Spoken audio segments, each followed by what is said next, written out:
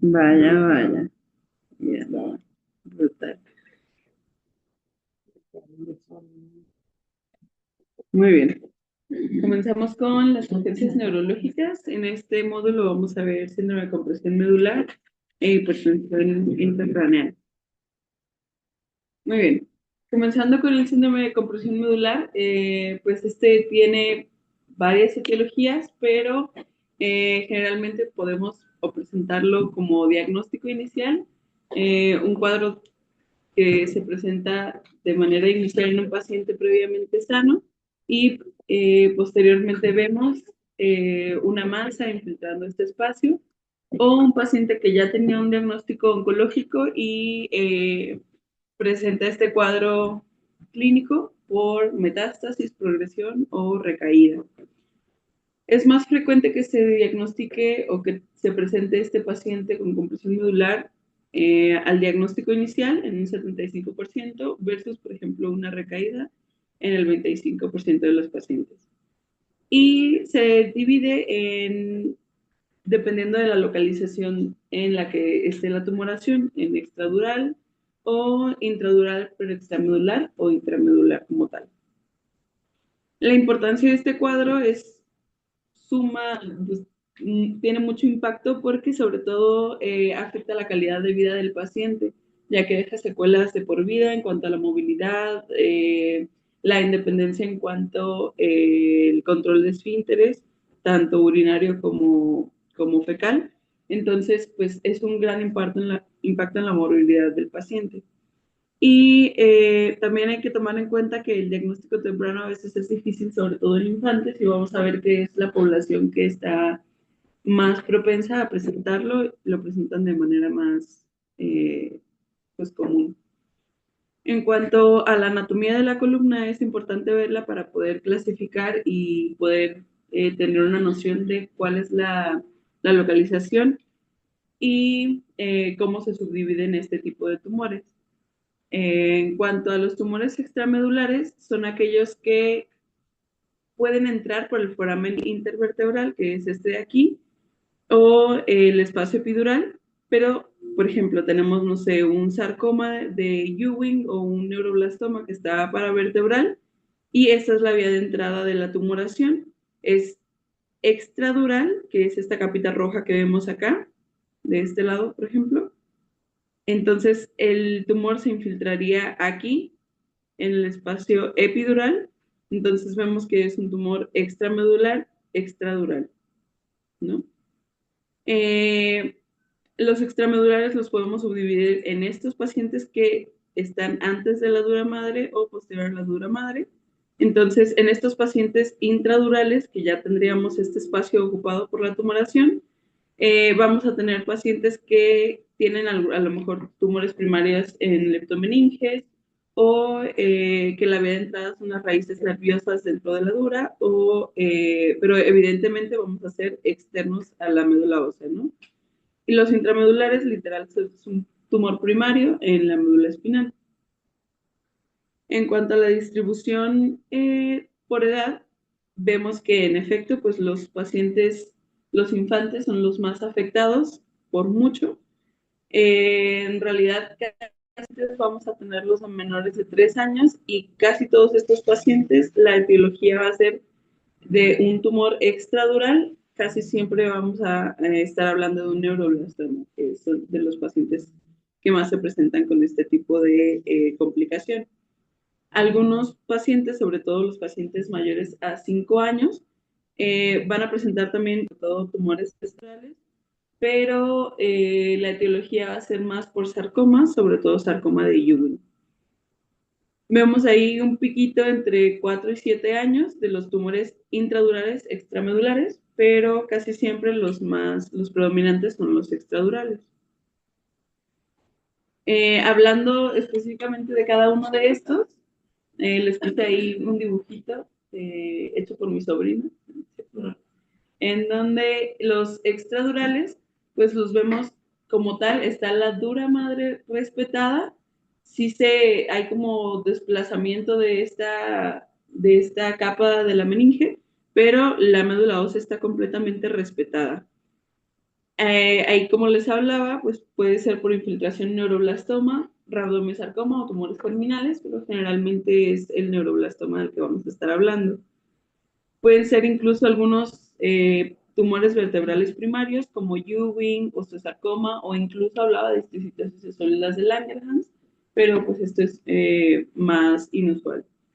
Y podría también ser por metástasis, neuroblastoma, Ewing, linfoma Hodgkin o linfoma no Hodgkin, cualquiera de los linfomas.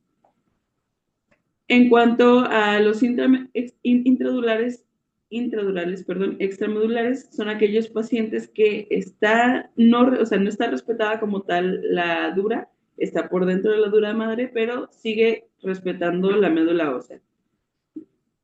¿Mande? La médula espinal, perdón. Eh, Puede ser tumor primario como neurofibromas y meningiomas o metástasis como por meduloblastoma, astrocitoma o incluso a veces mencionaba ependimoma.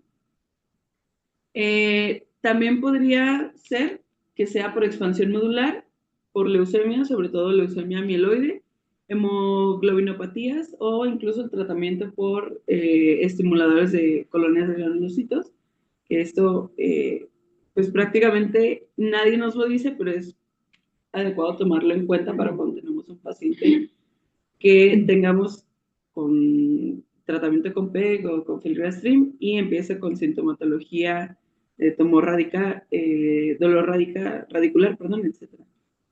En cuanto a los intramedulares, pues evidentemente es un tumor que crece en médula espinal como tal y puede ser por un astrocitoma primario, oligodendrogliomas o ependimomas.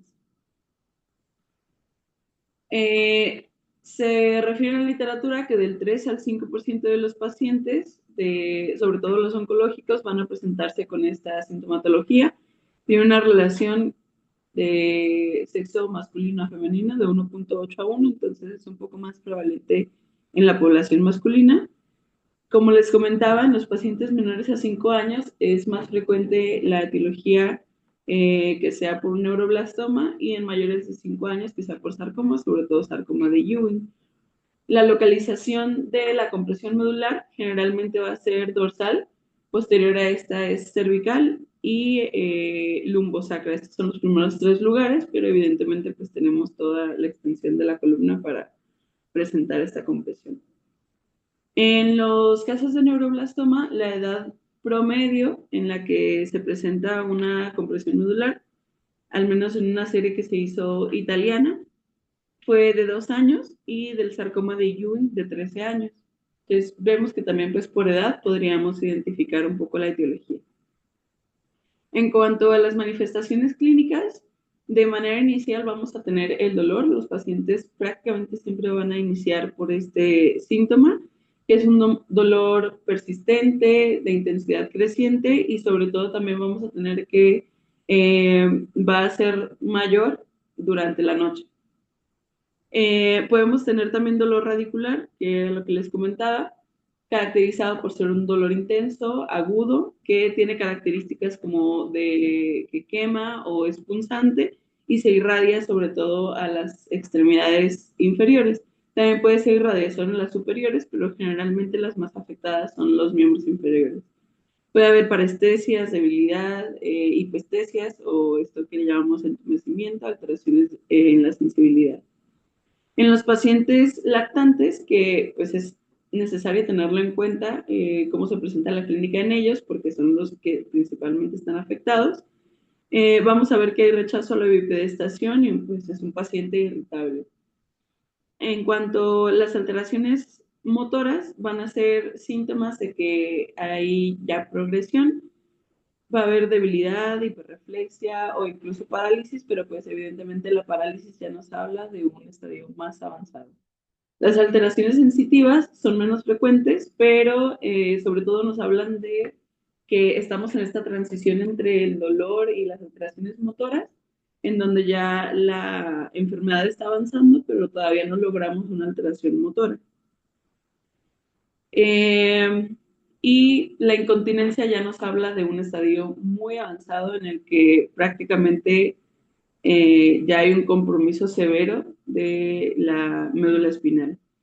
incontinencia urinaria, incontinencia fecal o pues evidentemente paraplegia o tetraplegia, ya nos hablan de compromiso importante. Y pues nos hablaba esto sobre todo del nivel de afectación. Este es un cuadro como importante como para analizarlo nosotros cuando tenemos a un paciente que nos llega con esta sintomatología de dónde se presenta la debilidad, los reflejos cómo están, si están disminuidos, si están, pues si está hiperrefléctico, si tiene Babinski, si hay sensibilidad y cómo está esta sensibilidad, si es simétrica o asimétrica, si hay alteración de los esfínteres o pues también nos tenemos que fijar en el tiempo de evolución de la sintomatología. Entonces nos va a hablar pues de si hay localización de la lesión en el cordón medular, en el cono medular o en la cola de caballo. En cuanto al abordaje, es muy importante el interrogatorio, sobre todo definir las características del dolor. Ahí no encontré una foto suya, si no hubiera sido muy útil, doctora, porque justamente estábamos con usted, con la doctora Alicia, pero ¿alguien sabe por qué puse a esa pequeña Alicia ahí? Por las características. ¿Por qué?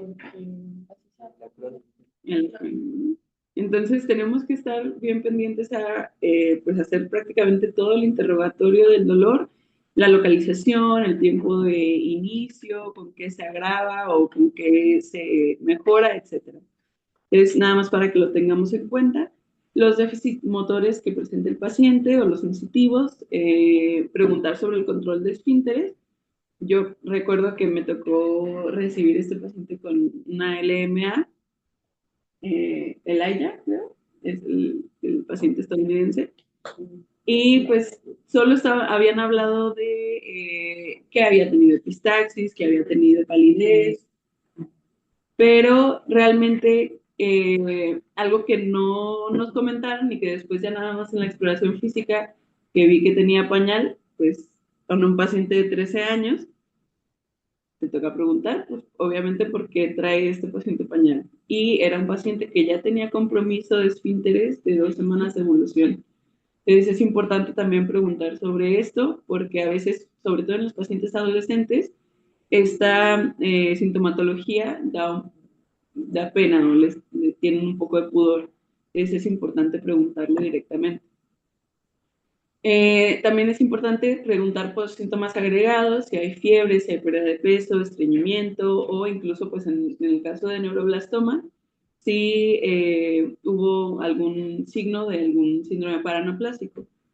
Puede que no lo veamos en ese momento, pero preguntar a la mamá si ha tenido, no sé, diarrea o si ha tenido lesiones en la piel, etc.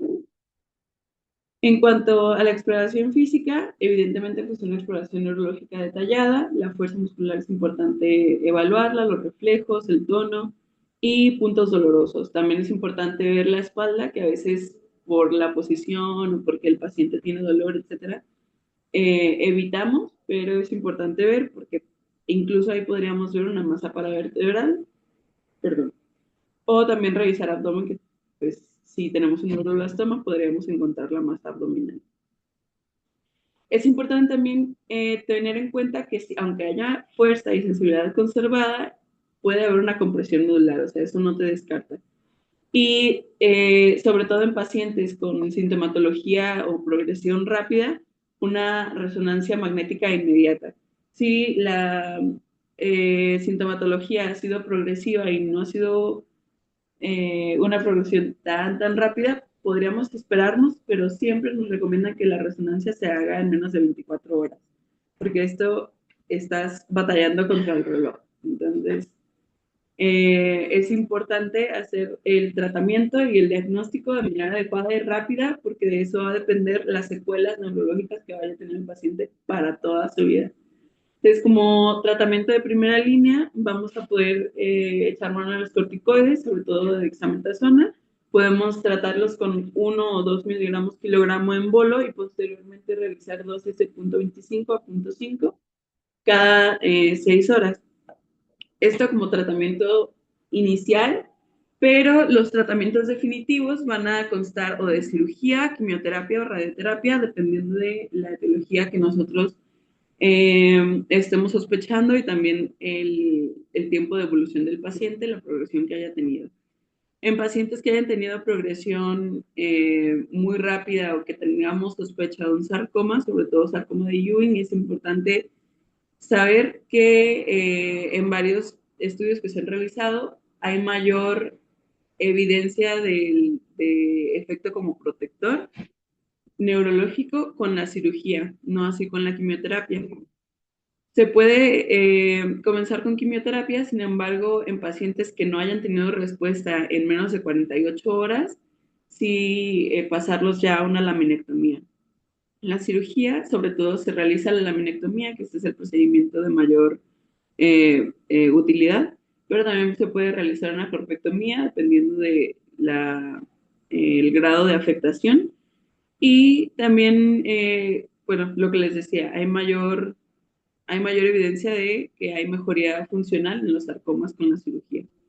En cuanto a la quimioterapia, en pacientes que sospechamos de un linfoma o de neuroblastoma, podemos iniciar con esta modalidad, con etopósido o carboplatino, al menos fueron los que encontré en un artículo, pero era súper viejito, ya del 86, hablaba de cisplatino, de ciclofosfamida, perdón.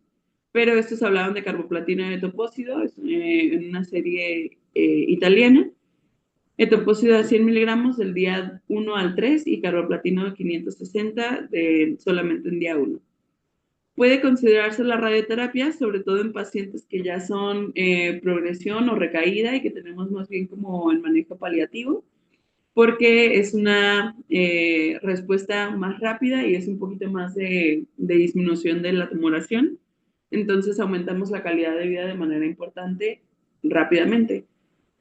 Eh, También es importante considerar la extensión que va a necesitar que vamos a necesitar hacer del campo radiado. Si es un tumor muy grande, pues utilizar quizá otra alternativa.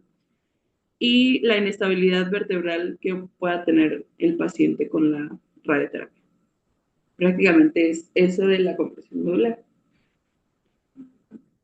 En cuanto a la hipertensión intracraneal, vamos a tener, pues, sobre todo en oncología, pensamos solamente en tumores del sistema nervioso central y pues evidentemente es de lo mayor que tenemos como causa o como etiología de la hipertensión intracraneal.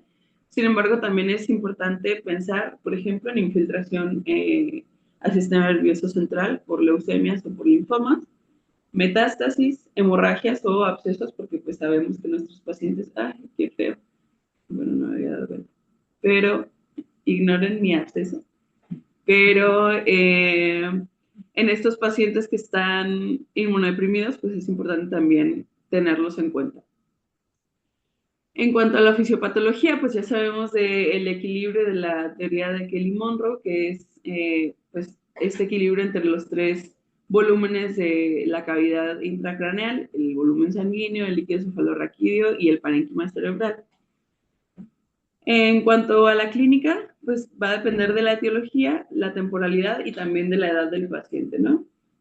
Aquí les puse como toda la etiología de pacientes con hipertensión intracraneal, pero es importante saber que en oncología, aparte de los tumores del sistema nervioso central, vamos a tener también, por ejemplo, procesos en donde tengamos síndrome de vena cava superior, en pacientes con tumoraciones mediastinales, por ejemplo, hemorragias, tumores de plexos coroideos, que realmente pueden no estar haciendo como aumento del parénquima cerebral, o sea, o un efecto de masa, sino que más bien sea por el aumento de la producción de líquido cefalorraquídeo, o una composición de ambos.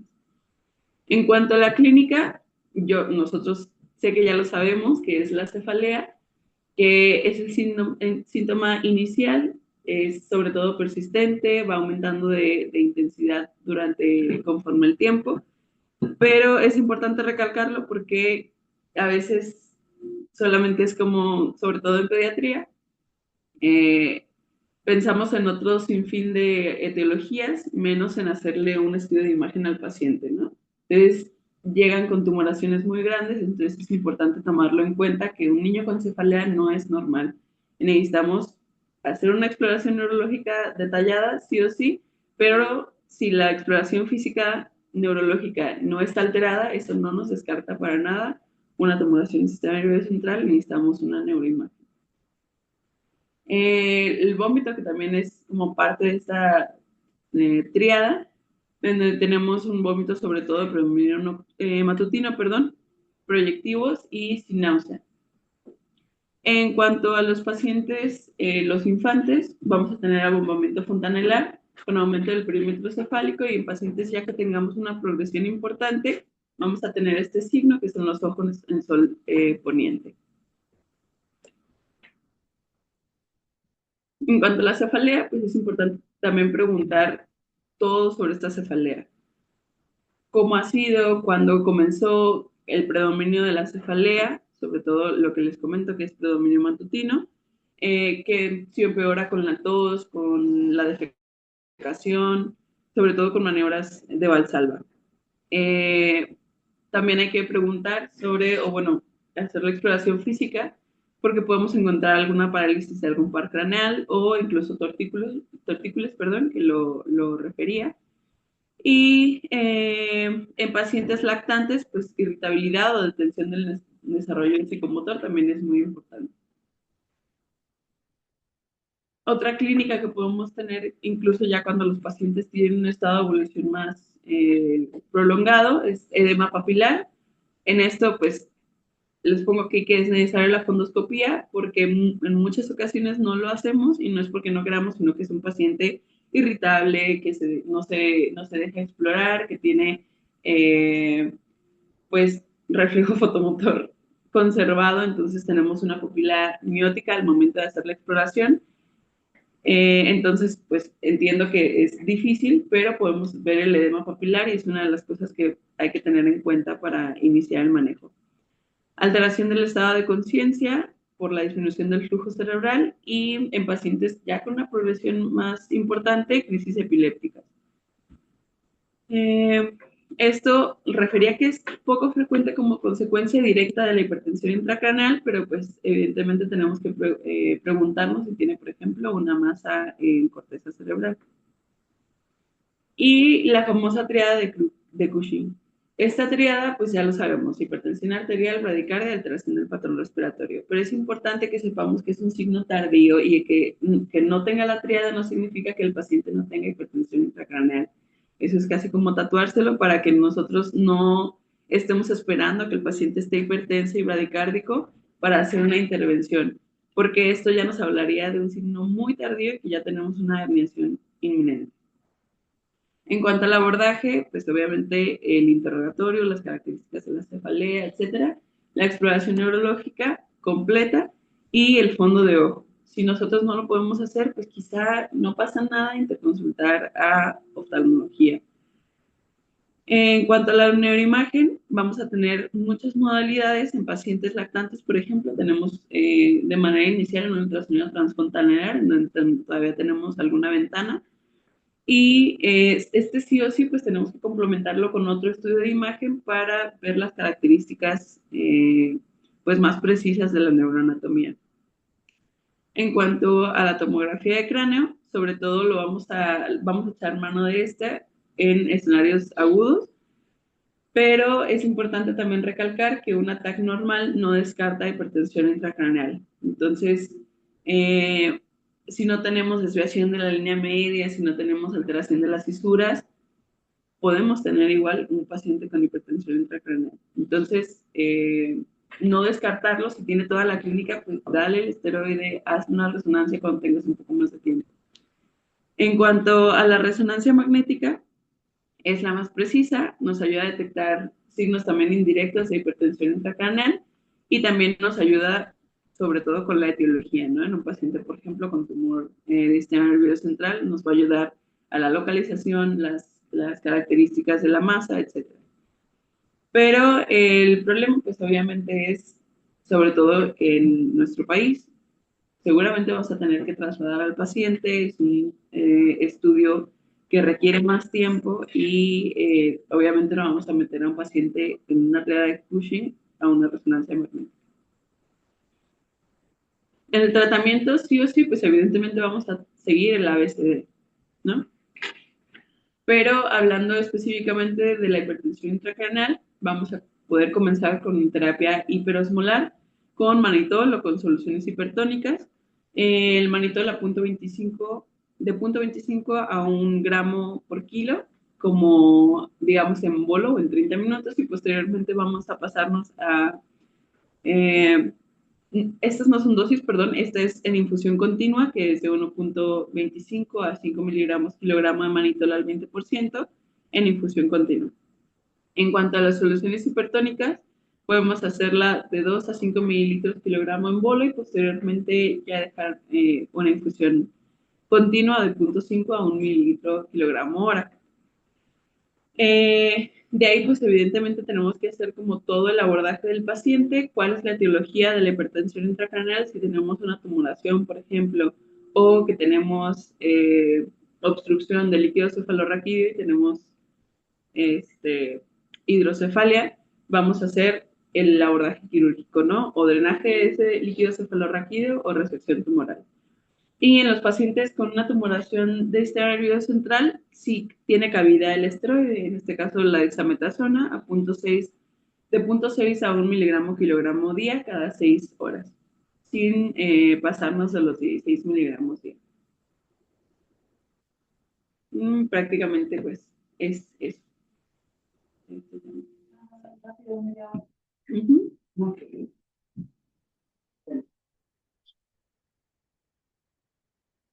Masculino, 11 meses. Llega a la consulta, la mamá y el papá, y me dicen que el niño está irritable, que aparentemente de una semana para acá lo notan irritable, no tengo fiebre, los ratos están bien, los ratos no hay vómito. ¿Qué quieres saber de la historia? Normal. La temperatura, peso, talla, todo.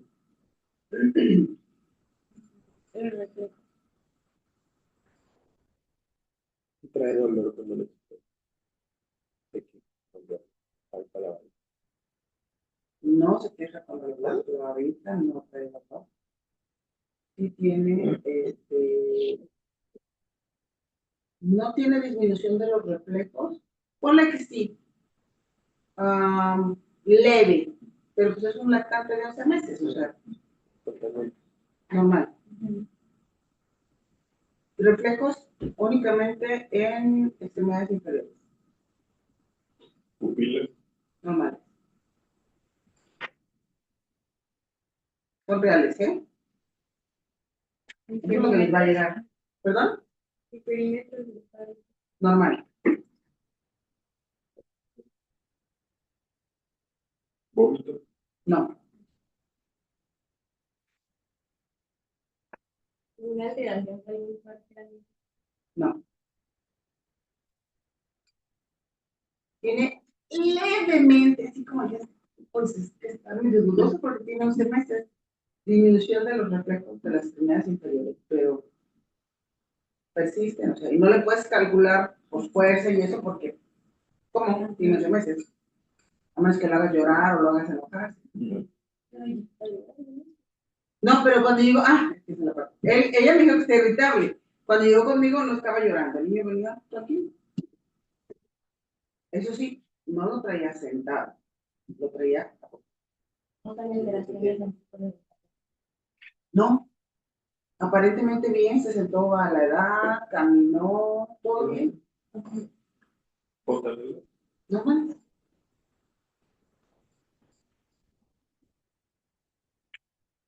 Interróguenme, interróguenme, eso fue un caso real, llega papá y mamá con el niño así. Ay, cuando lo levantes de tu cuando lo pintas. Fíjate que lo quise sentar y se cayó. No se le voltea los ojos cuando lo sienta. No. Equilibrio, pues no lo tenía porque lo senté y ¡pum!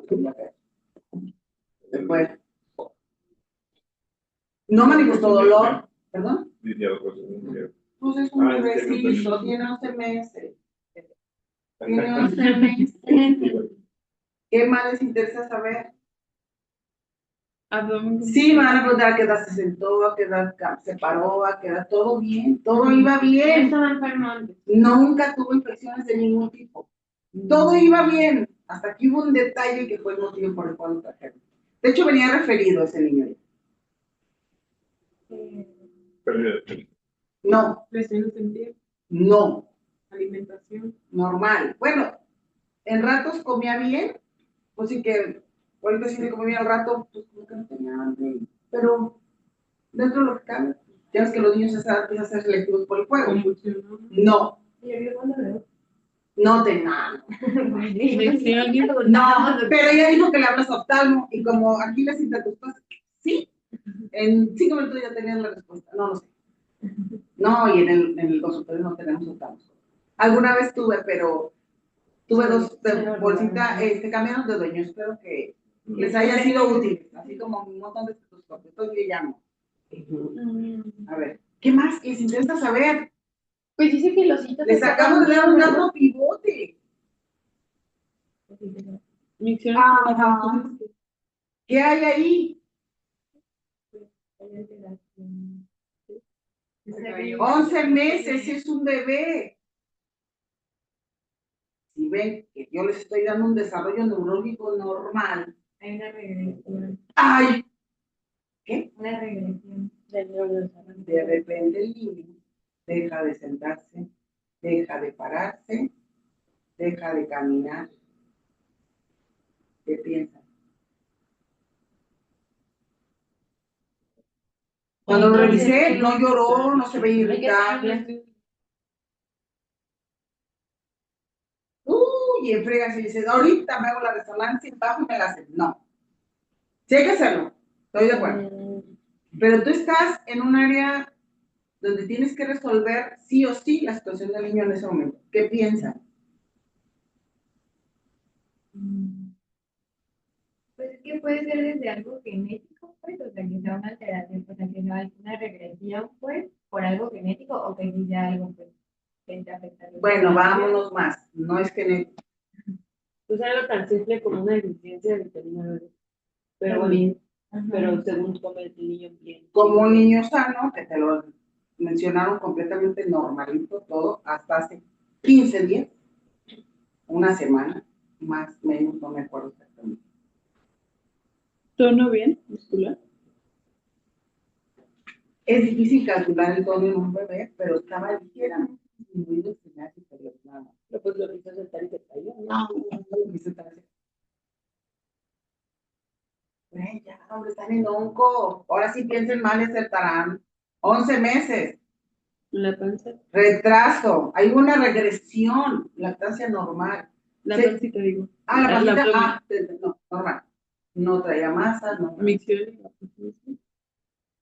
La mamá les pide que todo es normal. ¿Sí?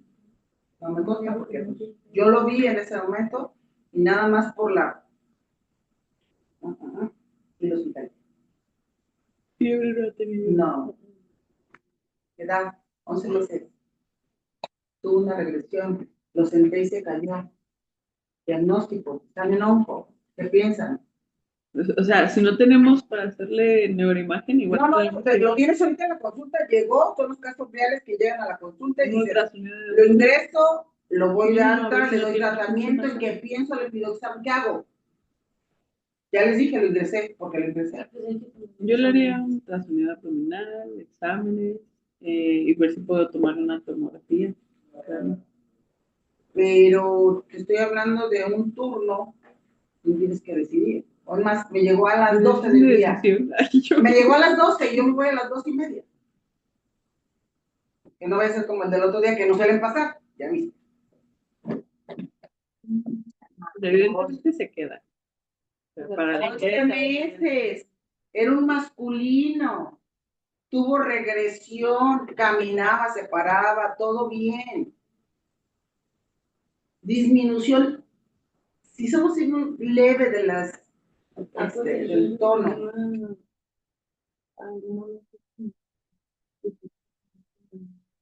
¿Cómo que? Por edad. La más común para los 11 meses. Neuroblastoma. Ese niño traía un neuroblastoma. ¿Sí? No se tocaba masa porque estaba prácticamente retroperitonal a nivel de columna. La regresión de lo sentaba y pues, se iba. La mamá lo traía abrazado, acostado. Un niño de 11 meses no camina, no lo cargas acostado. Viene casi siempre sentado, no se podía sentar. ¿Sí? Pero la exploración todo se veía relativamente bien, confiando en lo que la mamá decía y viendo cómo traía el paciente, uno lo hace. Entonces, ojo, entonces ahora sí, hay que hacerle una resonancia, le puedo hacer un ultrasonido, pero tienes que actuar en ese momento y no tienes todo a la mano, ¿vale? Obviamente, ¿qué es lo más accesible?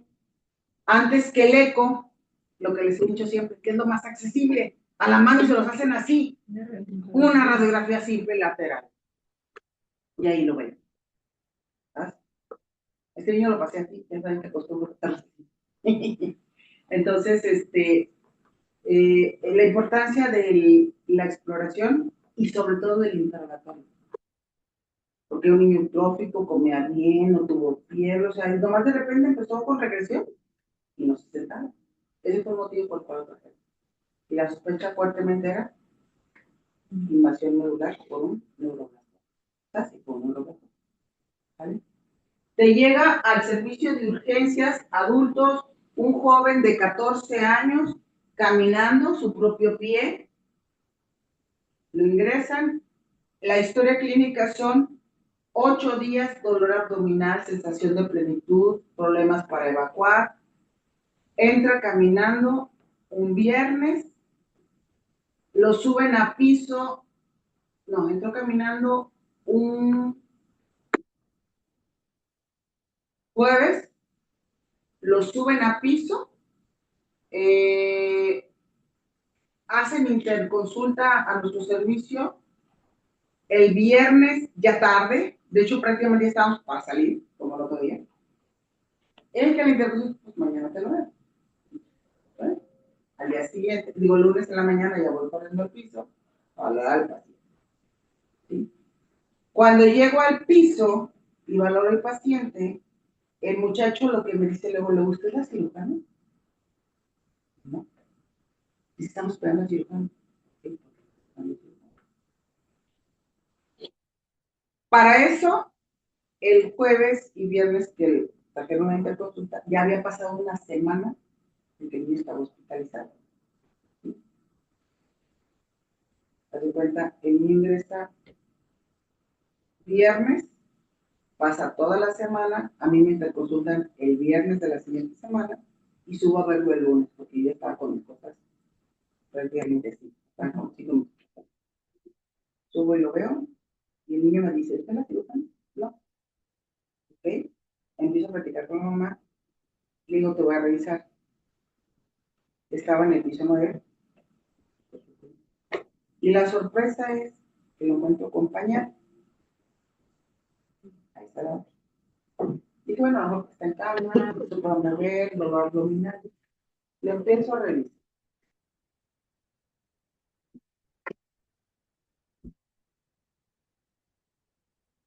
Y encuentro una masa histogástica.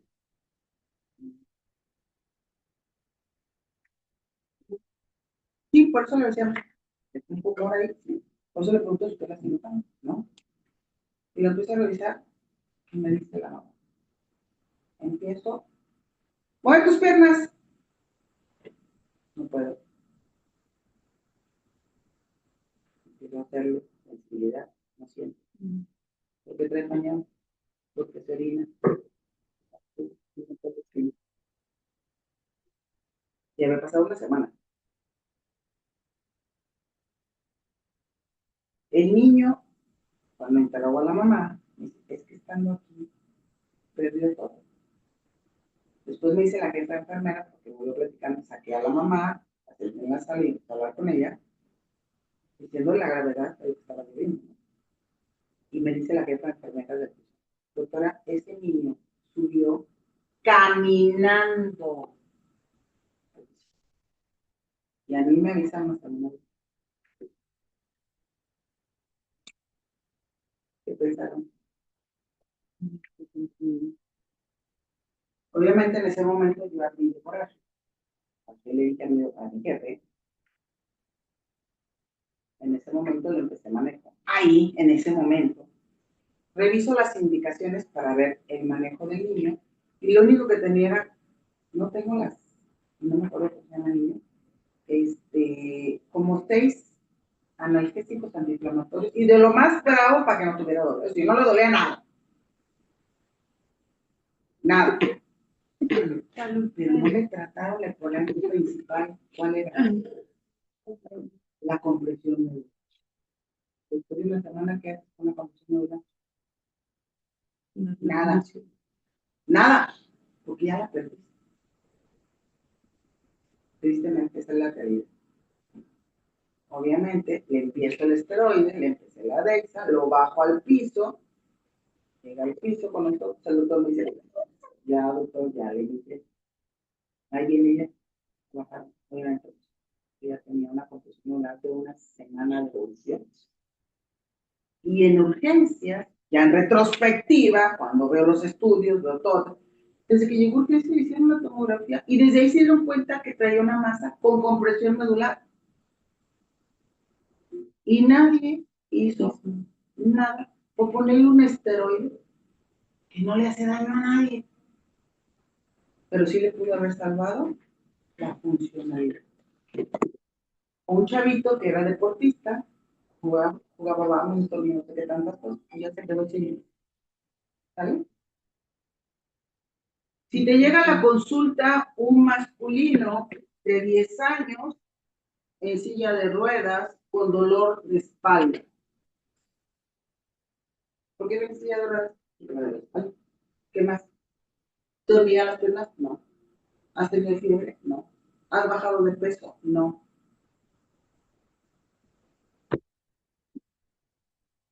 Sí, claro, en el mundo ideal es una resonancia, no hay. Signos vitales normales. Exámenes normales, igual que el niño del piso 9. Normales. ¿Qué hacen con ese niño? Lo tienen en consulta. Lo dejan, se va, le inician tratamiento, le piensan. No está en urgencias, previamente está, no está en urgencias, obviamente. En urgencias es posible, pero en urgencias se ocupa tratamiento, se ocupa minas, se ocupa lo que tú te empresas. No está en urgencias, lo tienen en la consulta.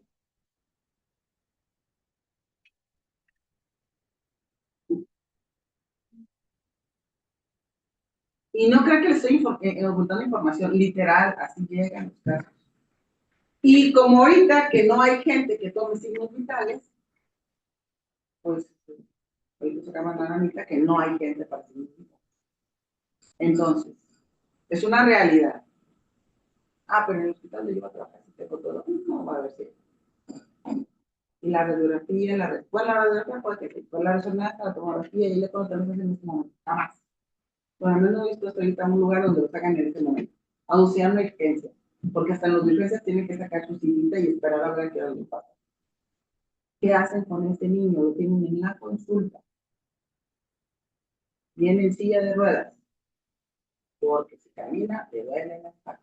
Pero sí puede caminar. Sí puede caminar. Sí puede caminar. Lo tenemos para que no le duele. ¿Y con dolor de cintura? Sí, le controlo. Y la fuerza. Te diría una mentira porque en ese momento no le tomé la fuerza a la cisterna de porque lo vi afuera en pasillito.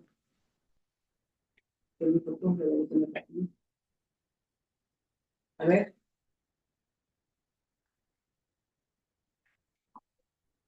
están en ojo. Piensen mal, están en ojo.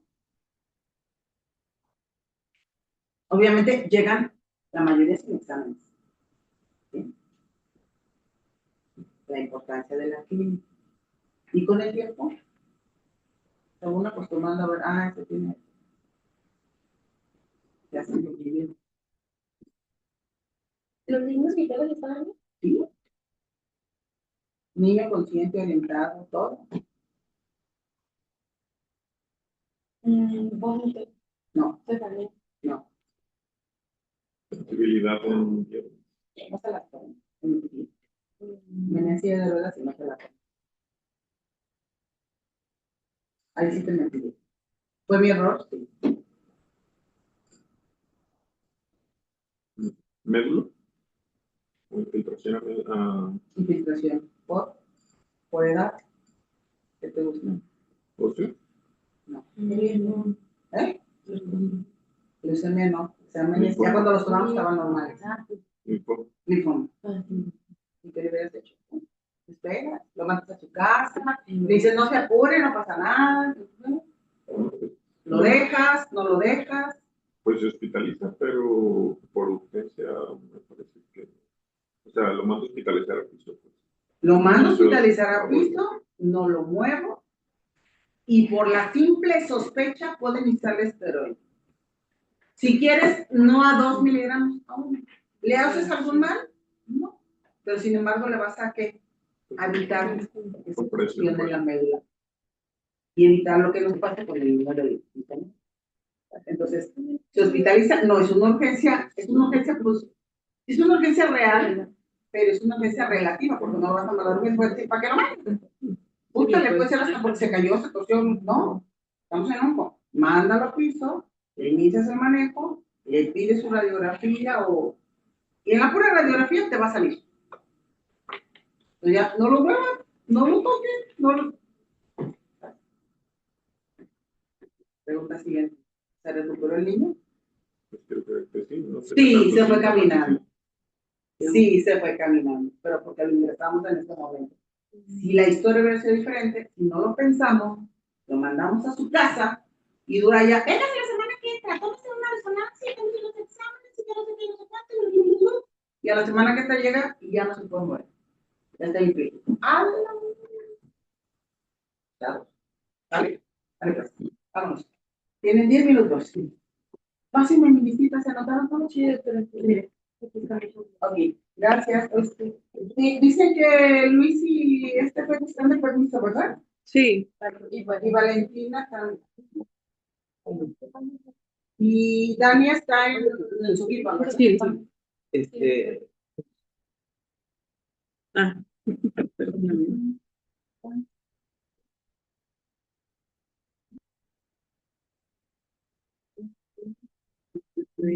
Maravilla. yo también.